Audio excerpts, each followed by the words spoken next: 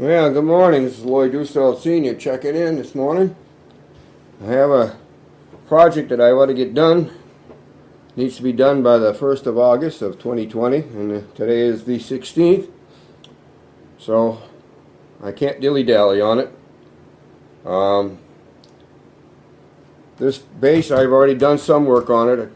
I put a brand new nut on it, and it sounds pretty good, but the problem is that the fellow that bought this guitar, when he got it packaged up in a case, it had been wrapped in bubble wrap, and I don't know what caused it, whether it was the bubble wrap or not, but the front of this guitar has just been pretty near messed up. The finish is all sticky and blotted.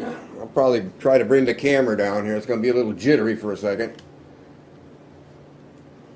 But anyways, if we get close enough, I don't know how that's focusing in with the light, but it's got all kinds of ripples in it, and looks like somebody tried spraying it and there was dust on it when they sprayed it, and I still haven't figured it out, but we're going to see if we can't improve the situation.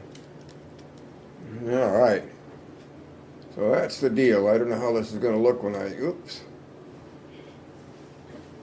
look at the video. And anyways, we're going to start the disassembly process. I've loosened the strings up. I'm going to secure them at the neck of the guitar so that they hopefully stay on.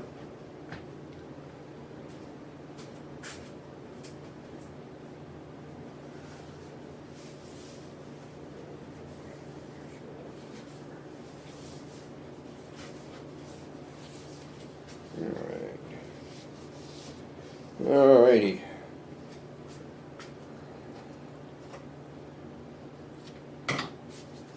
What I'm going to try here is a piece of this stretchy exercise material around the neck here to keep the strings on.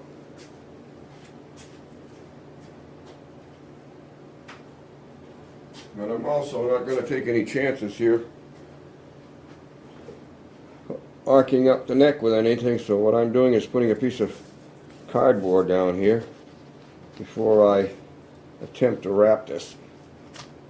And I'm not sure what kind of success I'm going to have. This is something I'm just trying today for experimental purposes, as they say. But if it works, it does the trick for me, I'll be just happy as can be. Alright. I'm going to lock this guy somehow.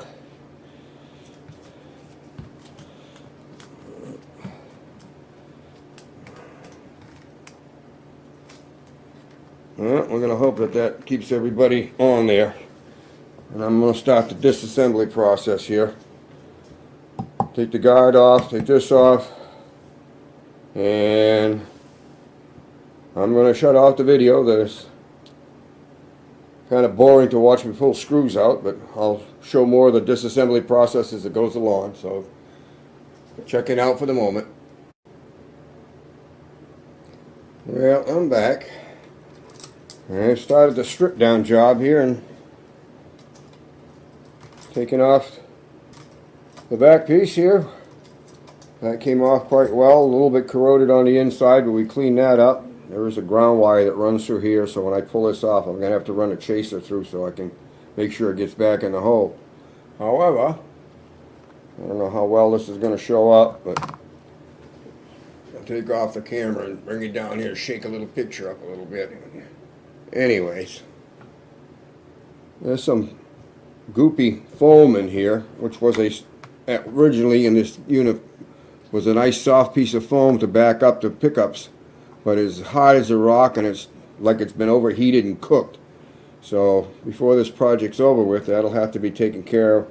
Not only that, there's a lot of corrosion dust from the plate. There must have been moisture underneath the aluminum backing on the pick guard.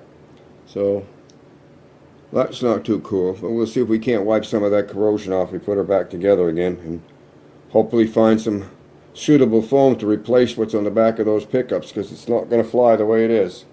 Okay, well, hang on there and be a little shaken probably. Let me put this back on the rack. Alrighty now. Alright. There we go. Alright, so anyways, that's where we're at. string stayed on the top so far, and I'm going to be removing this little rig here so that I can have the whole top and remove the neck. It'll just leave the body, and that's going to make it a lot easier for what has to be done here. So I'm going to switch off again. I just wanted to catch up to where I'm going and what I've run into along the way. So on this project, so checking out for the moment. Alright, the tear down is just about done.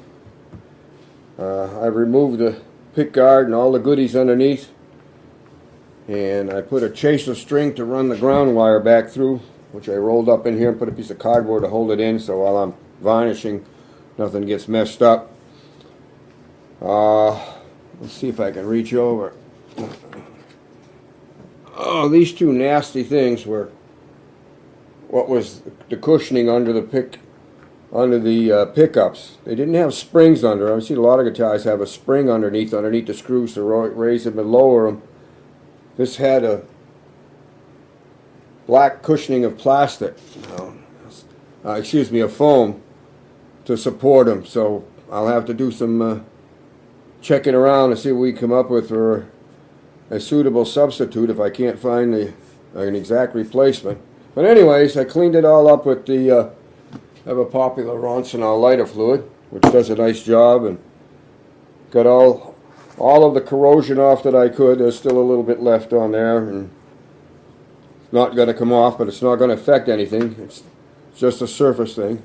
Then we're going to get cracking on this, and I still haven't figured out what the story is on this thing. I've taken everything off, and there's goopy stuff that's snuck under, so somebody hit that with some kind of a spray can thinking they were doing themselves a favor, and didn't quite work out that way. So I'm hoping to be able to get this thing looking good here in short order. But, we'll see. But anyways, that's what I want to do, show what this is. This will need to be, I'll buff up the top, clean off the knobs and all that stuff, so it's going to look brandy new when I get done. But right now it's going off on the shelf. Hopefully out of harm's way. Oh yeah, just to show, that's the sticky stuff that was underneath those pickups, underneath that foam. Foam is just broken down. Whatever type of an adhesive that they used underneath there, it's nasty. But the lighter fluid did a pretty good job of cleaning up the mess. The foam pads came off quite nicely with this little blade I have. It's a very thin blade. It's able to sneak under things and break them loose without damaging. So, put the knife back in the drawer for the moment, and I get a couple little items to remove the strap hooks here, and then I'm going to get into starting to take off some junk, some varnish. So we're checking out for now. I'll check back in for a quickie here. Just turn the camera back on. I started the scraping on the top of this guitar, and just to get the feel of what's on there, it's unbelievably gooey something that was sprayed on here, and it's kind of what it looks like when it comes off. So I got my work cut out for me here to get everything down to the wood without damaging the wood itself, where I have to do a lot of work on it. I think this is going to work here, but that is a thick coating of junk on there, which we're going to remove, and I am removing. It's everywhere. It's everywhere. Well, getting it all over the place here. It just rolls off like booger.